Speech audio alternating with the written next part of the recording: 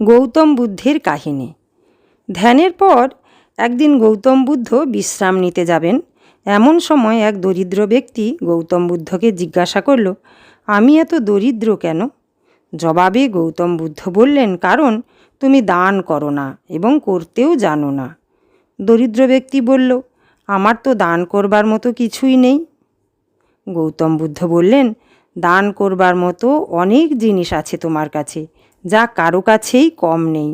অর্থাৎ তা ধনী গরিব সবার কাছেই সম পরিমাণে থাকে, আর তা হলো চেহারা, যা দ্বারা তুমি সুখ ও আনন্দের হাসি উপহার হিসেবে অন্যদের দিতে পারো।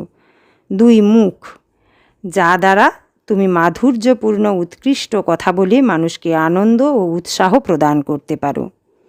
3 হলো হৃদয়, যা তুমি আন্তরিকতা ও উদারতা দ্বারা অন্যদের জন্য উন্মুক্ত করে দিতে পারো।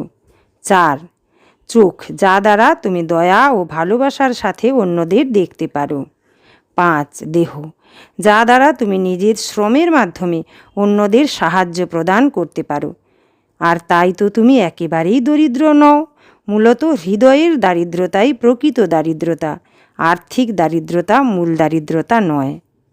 গৌতম বুদ্ধের প্রচলিত গল্প সংগ্রহ থেকে কাহিনীটি।